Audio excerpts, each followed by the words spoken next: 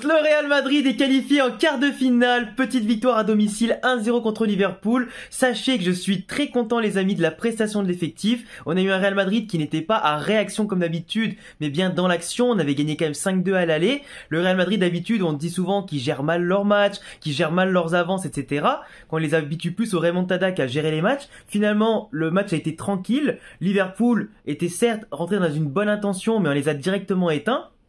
Un match qui était très contrôlé de la part du Real dans la possession, l'occupation du ballon, dans l'intensité. On était plus souvent gagnant dans les duels, dans la possession et surtout dans le nombre d'occasions où on aurait pu vraiment tuer Liverpool aujourd'hui. Moi, la seule chose qui m'énerve un peu, parce que là, même si on a vu le Real Madrid, il y a un véritable machine en tout cas à tous les instants, et quand tu les vois dans un soir comme ça, ils sont inarrêtables. Moi, la seule chose qui m'énerve, c'est qu'on marque quasiment pas. On marque quasiment pas. Valverde, les duels qu'il a ratés, Benzema pareil, Vinicius pareil. Les nombres d'occasions qu'on a lâchées aujourd'hui sans marquer, ça rend fou. Ça rend fou. À chaque fois, au lieu de tirer, on va faire la petite passe en retrait, décaler le copain et on prend pas l'initiative de trop tirer, tu vois. Alors on a tiré quasiment 20 fois aujourd'hui. 6 cadrés, 7 cadrés ou 8 cadrés, je sais plus, un truc comme ça. Mais là, il faut quand même arriver au bout d'un moment où il faut concrétiser la domination. Parce que là, contre le Barça, la dernière fois en Copa del Rey, on domine, on surdomine et on marque pas. Bah c'est exactement le même problème qui a failli se passer aujourd'hui. Heureusement, avec 3 buts d'avance, on était comme dans un fauteuil, etc. On n'avait pas trop de pression. C'était plus à Liverpool de se découvrir. Et le fait que Klopp a joué avec 4 attaquants sur le terrain, bah forcément, ça les a un peu pénalisés niveau équilibre. Nous, on avait les joueurs qu'il fallait pour dominer le ballon techniquement. On les a fait danser sur nos sorties de balles, sur l'occupation, sur les attaques placées. On était plus en confiance sur les dribbles, etc. Mais Liverpool, ils avaient du mal à se réorganiser, à bien se projeter. Que ce soit pour attaquer ou défendre, les mecs étaient coupés en deux. T'as beau mettre 4 attaquants, c'est pas pour autant que tu peux marquer des buts. Là, c'est aussi une question où ils devaient contester le ballon au Real Madrid, qui bien sûr était maître dans ce niveau aujourd'hui, clairement. Donc Liverpool qui était déstabilisé, qui à partir de la mi-temps, ils ont vu qu'ils n'ont pas marqué. Ils ont commencé petit à petit à baisser les bras parce que plus le temps passe, tu dois marquer 3 buts, c'est quasiment mission impossible. Et quand Benzema a marqué du coup quasiment à la fin, forcément en marquer 4 rien que pour aller en prolongation, en 10 minutes c'était mission impossible. Donc le Real Madrid qui a joué contre un Liverpool qui était bien au début mais très vite résigné et qui a vite compris que le Real Madrid aujourd'hui allait être un obstacle insurmontable et ça allait pas être le Real Madrid prenable de la finale de Ligue des Champions qui s'était laissé dominer, etc. Mais là le Real, tu vois, par contre, même si on était très bien, à part le manque de buts, moi ce que je vais reprocher un petit peu, quand même histoire d'être un petit peu critique et voilà, que trouver un axe d'amélioration, c'est le fait de toujours se mettre en danger sur une petite boulette ou deux. Là je la revois là parce qu'ils sont en train de mettre le résumé justement au moment où je parle, où t'as Carvajal qui fait une longue balle sur Rudiger qui se fait dans la mer du coup contre Nunez et Salah et ça finit que Rudiger, encore heureux qu'il temporise bien pour que Nunez tire quand même mais de manière un peu écrasée et Courtois la sauve heureusement à 0-0. Sinon là en première mi-temps au bout de la 25e minute il aurait pu avoir 1-0 pour Liverpool et ça aurait pu être chaud, mais sinon à part quelques erreurs d'inattention et ce problème d'efficacité, là il n'y a pas de, il y a pas eu de problème.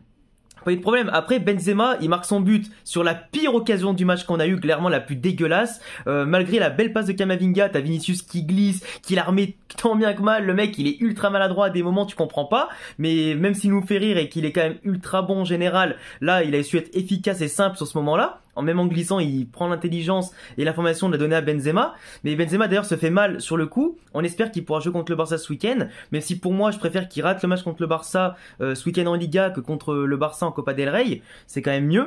Mais sinon, par rapport à l'enjeu et tout, forcément, parce que même si on bat le Barça, arrête, il y a ma copine qui fait la bête à côté de moi là. Arrête de faire rire. Et du coup, je préfère qu'il rate le match de Liga parce que même si on gagne contre le Barça, 6 points, ça sera quand même insurmontable je pense pour la fin de saison, mais la Copa del Rey il faut qu'on ait tout le monde parce qu'après si on gagne c'est la finale, donc c'est pas mal. Mais du coup voilà, sinon sur la pire action on marque le but et avant ça on aurait dû marquer au moins 4-5 buts faciles ce soir. 4-5 buts faciles. Liverpool en deuxième mi-temps ils ont mis qu'une frappe et à part l'occasion justement où j'ai dit oui ils ont fait la boulette le Real, bah ils ont pas eu de vraies occasions chaudes, des frappes un peu de loin, Nunez qui tente un enroulé sauvé par Courtois, mais vraiment limite entrée de surface quand il a repiqué comme ça après un crochet sur Carvajal. Mais sinon Liverpool a pas fait grand chose. Le Real a eu plein d'occasions de près, de loin.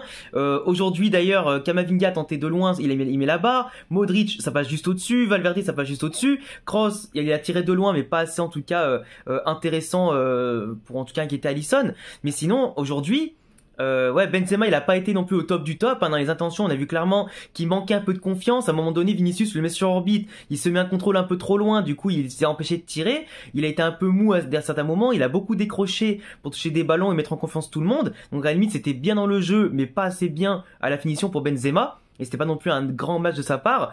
Vinicius, très très bien pour faire la différence. Il a en tout cas poussé Arnold à beaucoup reculer en faisant beaucoup d'appels dans son dos. Donc c'était très bien, il a beaucoup provoqué, même si à des moments c'était trop perso et il perdait un peu beaucoup de ballons. Valverde, notamment son occasion ratée, m'a foutu un peu le démon, mais à part ça, très bonne activité. Il montre que dans l'intention et le physique, il monte de plus en plus, en tout cas dans l'impact du jeu. Camavinga, titulaire aujourd'hui à la place de Tchouaméni, il a montré pourquoi Ancelotti lui faisait confiance et pourquoi en ce moment et depuis le début 2023, c'est un des meilleurs joueurs de l'effectif, parce qu'il joue, il apporte l'équilibre, il a pas peur, il gagne des mètres avec le ballon et son jeu avec et son ballon est très bon. Il se remet aussi de son erreur contre le Barça en Copa del Rey, donc c'est très bien. Kroos, Modric, est-ce qu'on doit dire quelque chose à part dire qu'à 38 et 34 ans, les mecs sont phénoménaux. Ils sont phénoménaux. Et c'est pour ça aussi que les jeunes chez nous jouent pas titulaires à leur place, car quand ils sont à ce niveau-là, ils sont intouchables. Ça fait des années, voire plus de 10 ans qu'ils régalent l'Europe de leur talent et ça n'est pas prêt de s'arrêter. Et on espère bien entendu que les deux seront prolongés au moins un an, parce que les voir à ce niveau-là et les voir prendre leur retraite ou partir du Real, franchement, ce serait un carnage. Même si évidemment, enfin un renouveau générationnel, c'est pas possible. À ce niveau-là, faut les garder. Kroos, il a tout fait ce soir. Modric, petit sombrero sur Arnold, il lui manquait plus qu'un but pour l'un des deux. Et sinon, c'était magnifique de les voir jouer. Et c'est aussi grâce à eux que le Real peut être serein. Quand tu les vois jouer comme ça, dans un fauteuil pareil, c'est énorme. Sinon, il y avait qui a joué? Ah oui, Rudiger.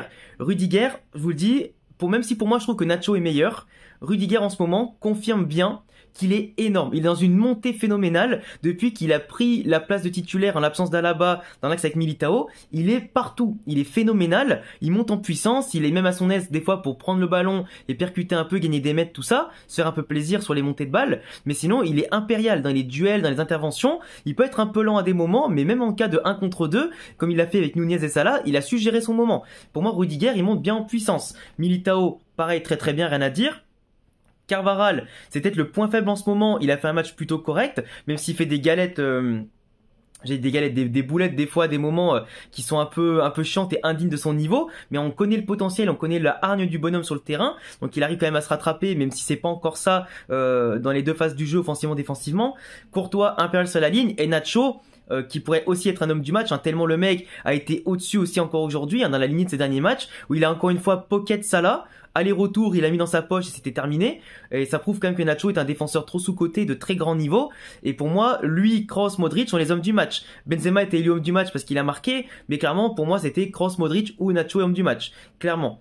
Mais en tout cas, victoire 1-0, on a gagné l'aller comme le retour, avec la manière, sans aucune discussion possible. Là, le penalty à la fin, que l'arbitre il a mis 3 ans à dire qu'il n'y avait pas penalty, il y a absolument rien, parce que le ballon touche d'abord le défenseur avant d'aller sur sa main, donc strictement rien. Si ça avait été sifflé, j'aurais dit que c'était honteux, clairement.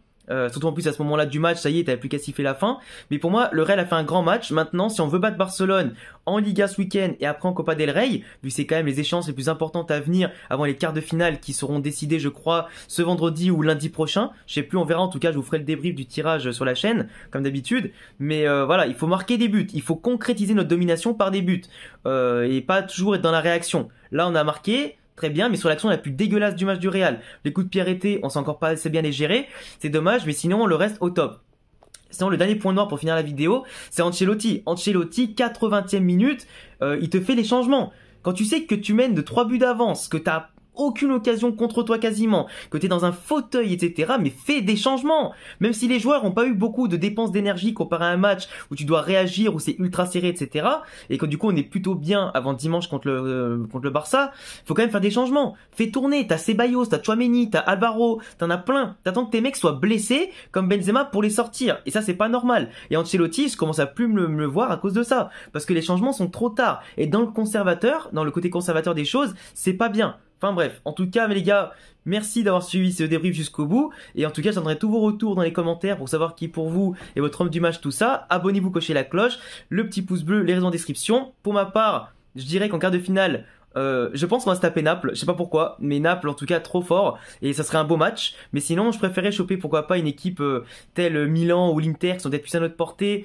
en tout cas en termes de football et tout. Naples aussi est à notre portée largement, mais Naples en ce moment est très bon et j'ai peur qu'il soit la surprise de la saison. Du coup, si on peut passer, je sais pas, on affronte Benfica, peu importe, mais je pense que dans tous les cas, on affrontera une grosse équipe et peu importe l'équipe qu'on affronte, ce sera que de gros matchs, tu vois. Et bien sûr, ne sous-estimez personne et je rappelle aussi que même si la Liverpool on les a battus plus ou moins facilement, fallait pas vendre la peau de l'ours avant de l'avoir tué et il faut rester humble dans la victoire. Donc du coup, je vous laisserai sur ça. À la Madrid, in a Damas et à bientôt les gars pour prochaine vidéo.